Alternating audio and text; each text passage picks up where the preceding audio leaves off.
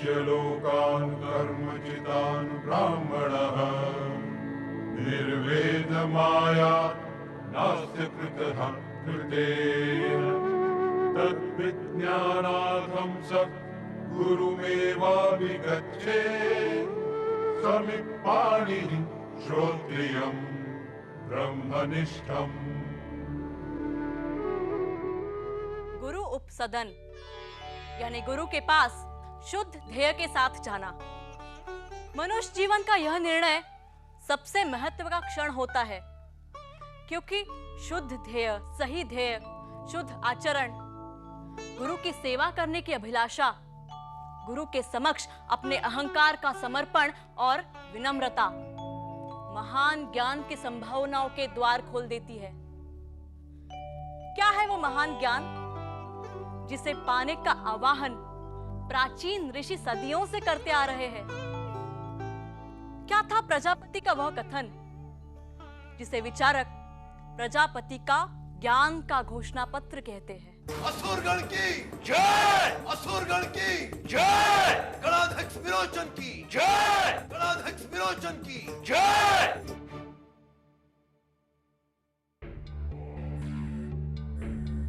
देव दमन करें और हम असुरों से दया की उम्मीद करें।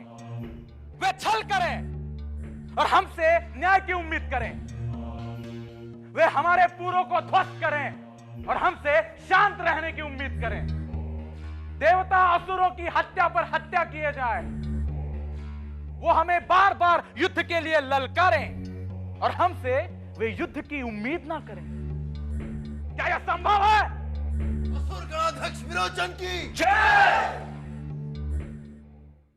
कभी अन्न, कभी जल, कभी पशु, कभी मधु, कभी अमृत, तो कभी स्त्री के लिए वे असुर गण के साथ अन्याय करे और हमें हिंसक और क्रूर कहे, ये हमें स्वीकार नहीं। कल फिर देवताओं के राजा इंद्र ने सरस्वती पार कर रहे हमारे असुर बंधुओं की हत्या की। अब असुर गण सभा बताए, क्या व्यवहार किया जाए देवगण के साथ? युद्ध, युद्ध, युद्ध, युद्ध।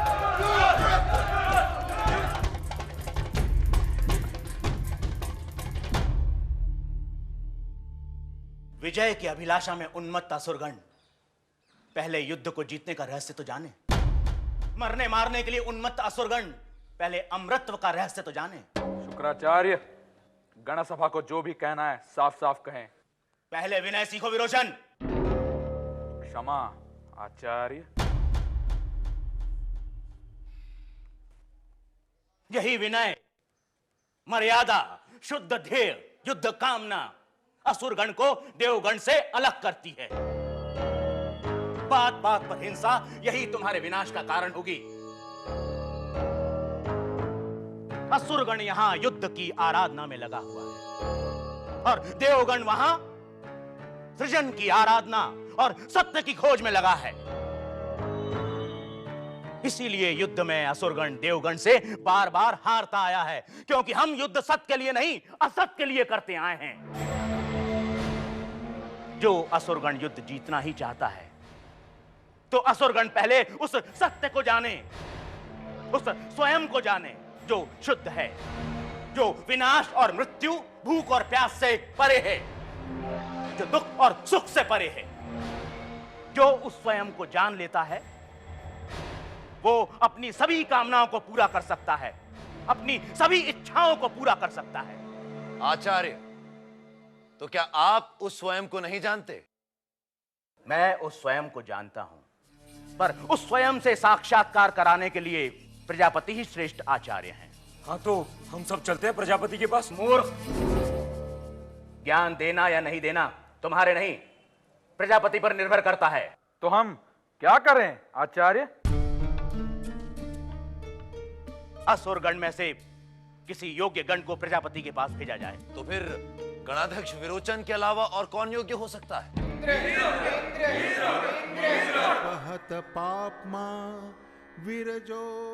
इंद्र, आचार्य, इंद्र, देवगणों की यह सभा तुम्हें एक मत से चुनकर प्रजापति के पास भेज रही है। प्रजापति से वो ज्ञान प्राप्त करके आओ जिससे देव, असुर और मनुष्य सभी का कल्याण। प्रजापति से उस स्वयं को जानकर आओ जो पाप से परे, वृद्धावस्था से परे, मृत्यु, शोक, भूख, प्यास से परे। वही सत्य जानने योग्य है। यज्ञ की संविधा लेकर प्रजापति के पास जाना, ज्ञान के अपने अहंकार को उनके चरणों में रखना, प्रजापति को ही अपना माता, पिता, मार्गदर्शक और मित्र समझना, और धैर्य रखना। असुरगण की जय। गणाध्यक्ष विरोचन, जल्दी लौटना। प्रतीक्षा का अब धैर्य नहीं गणाध्यक्ष है। विरोचन की गणाध्यक्ष विरोचन की जय।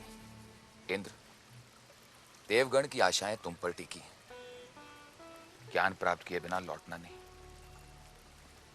प्रतीक्षा करना, पर ज्ञान प्राप्त करके ही आना।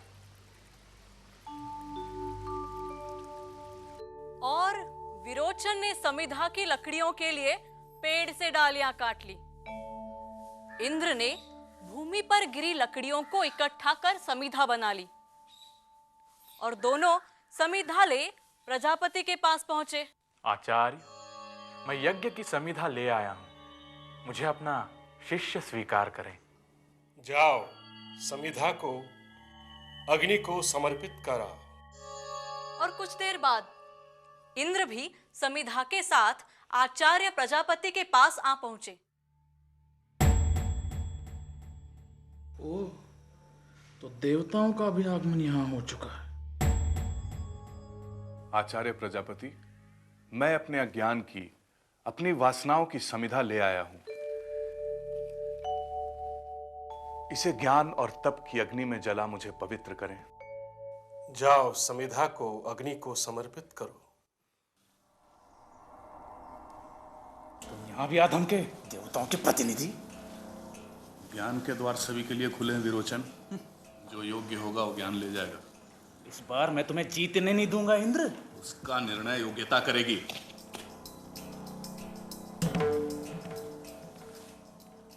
और वे दोनों कई वर्षों तक प्रजापति के पास ब्रह्मचर्य का पालन करते, नाना प्रकार की सेवा करते रहे। एक दिन प्रजापति ने उन्हें बुलाकर पूछा, विरोचन, इंद्र, मैं तुम दोनों की सेवा से प्रसन्न हूं। अब कहो, तुम दोनों इतने वर्षों तक किस इच्छा से यहां रहे? प्रजापति, लोग कहते हैं कि आप उस आत्मा को जानते हैं जो पाप, जरा, शोक, मृत्यु, भूख और प्यास से परे है। जो उस आत्मा को जान लेता है वो किसी भी लोक में विजयी हो सकता है, उसकी कामना पूरी होती है। हम उसी को जानने यहां आए हैं। तुम दोनों एक दूसरे की आंखों में देखो। तुम्हें क्या दिखाई दे रहा है? मैं स्वयं। जब तुम दूसरे की आंख में देखते हो और जो तुम्हें दिखाई देता है वही आत्मा है, ब्रह्म है, वही अमृत है, अभय है। भगवान, फिर जो जल में और दर्पण में दिखाई देता है वह कौन है? वही जो इनमें और सब ओर दिखता है। जाओ, जल से भरा एक पात्र ले आओ। और इंद्र जल से भरा एक पात्र ले आया। अब तुम दोनों जल में देखो और बताओ तुम क्या देखते हो।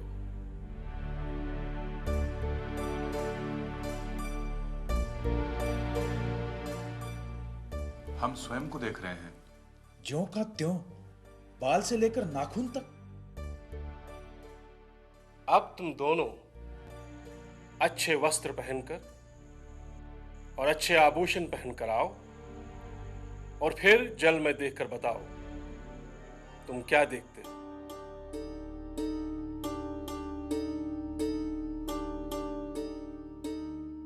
तुमने क्या देखा? हमने स्वयं को सुंदर वस्त्रों और सुंदर आभूषणों में देखा। यही आत्मा है, ब्रह्म है। यही आत्मा अमृत और अभय है। मैंने आत्मा को जान लिया प्रजापति। अब मुझे आज्ञा दीजिए। दोनों संतुष्ट हो अपने अपने गणों की ओर चल दिए, लेकिन प्रजापति हैरान थे। आत्मा को जाने बिना ही, उसका साक्षात्कार किए बिना ही ये दोनों चले गए। ये दोनों शरीर को ही आत्मा समझ रहे हैं। जो व्यक्ति शरीर को आत्मा समझता है, उसका जीवन में हारना निश्चित है।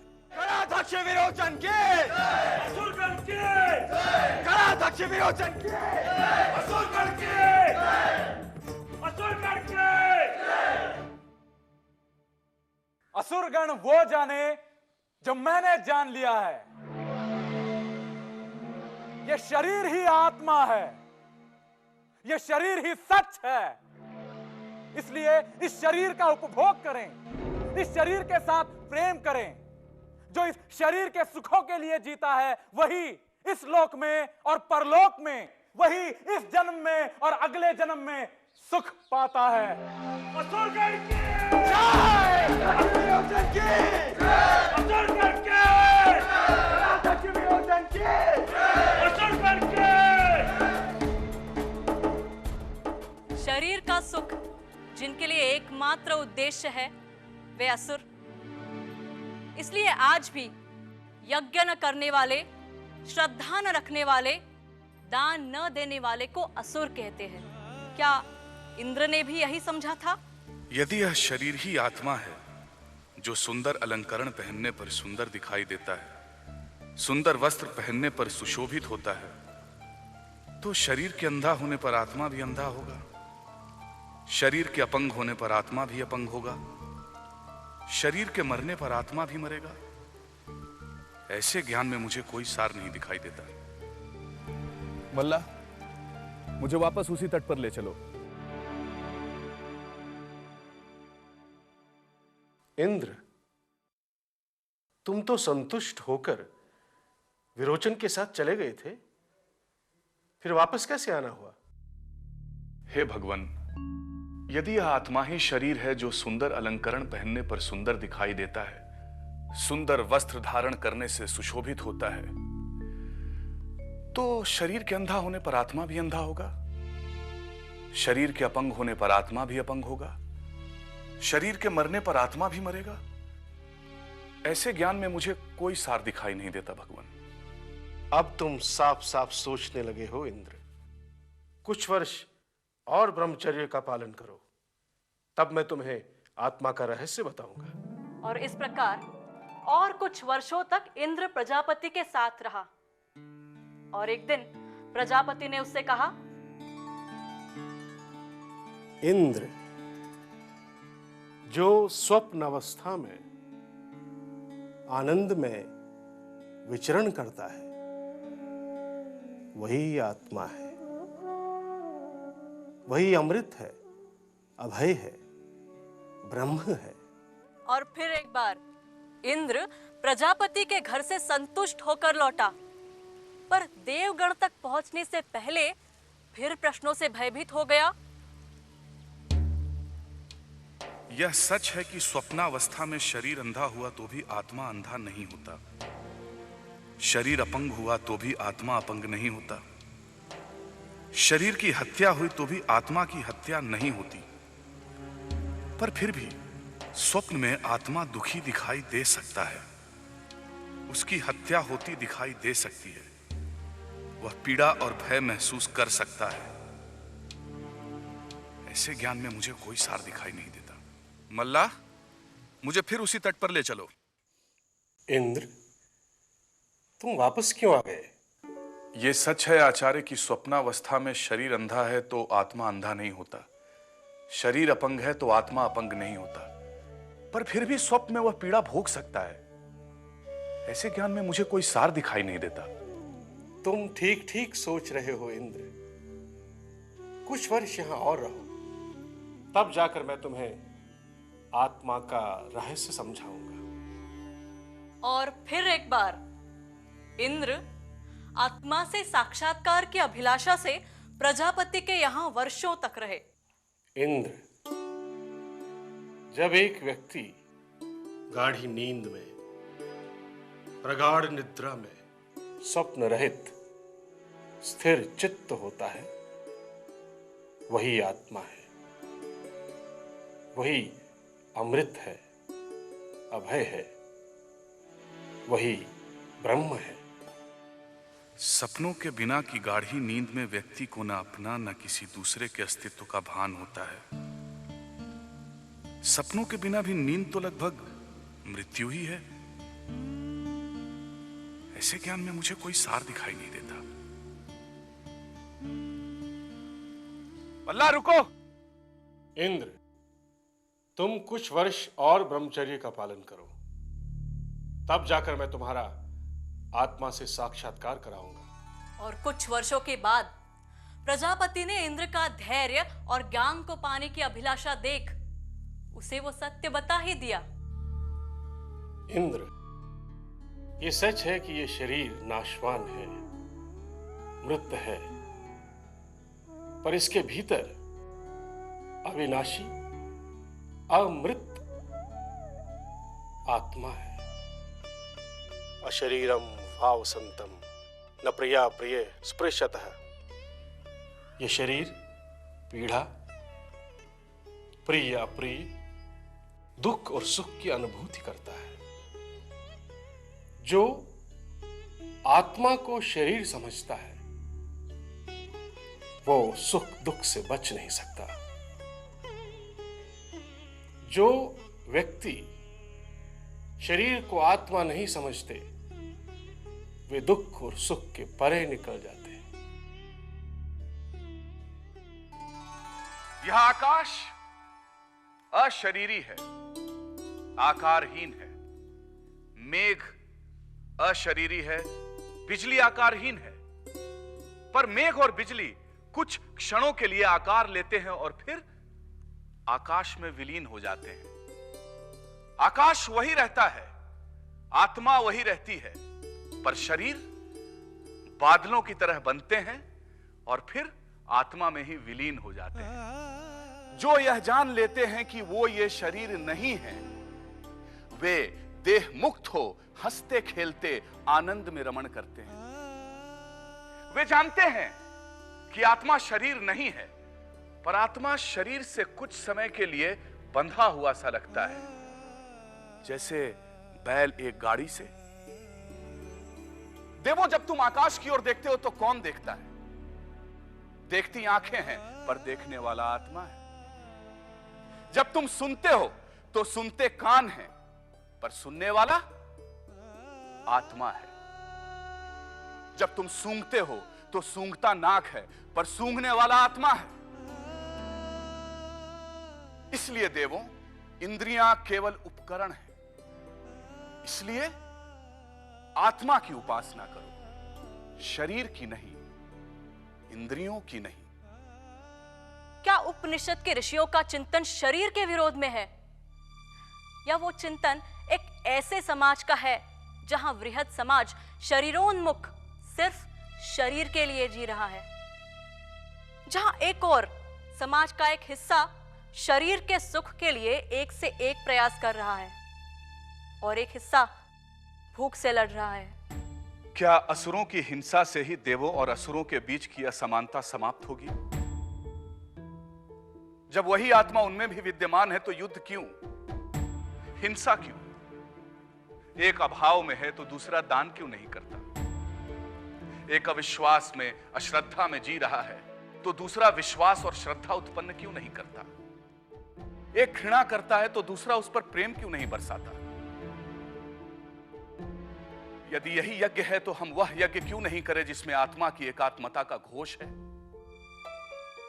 देवों, अपने पास जो भी है उसे बांटो, दूसरों पर विश्वास करो, श्रद्धा रखो और भेद को भूलो। यही प्रजापति का आदेश है।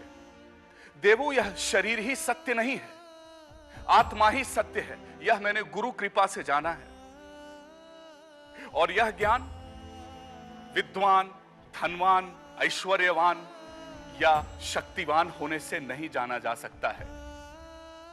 यह ज्ञान श्रद्धा, विनय और जिज्ञासा सहित गुरु के पास जा उनकी सेवा करके ही जाना जा सकता है। इसलिए देवों, जो तुम सभी कामनाओं पर और सभी लोगों पर विजय पाना चाहते हो तो गुरु की शरण में जाओ।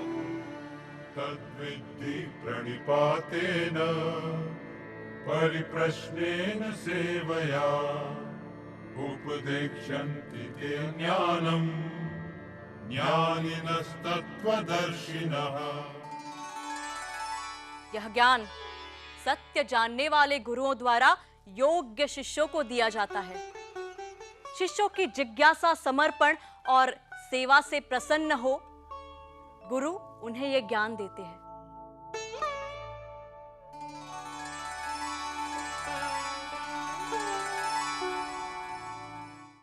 मृत और अमृत के बीच सिर्फ प्रश्नों की चुनौती खड़ी है। कौन से हैं वे प्रश्न जो हर शिष्य को अपने शिक्षक से करने चाहिए? देखिए अगले प्रकरण में गुरु शिष्य संवाद की प्रस्तुति महाभारत के रोचक प्रसंग यक्ष प्रश्न के नए संस्करण से।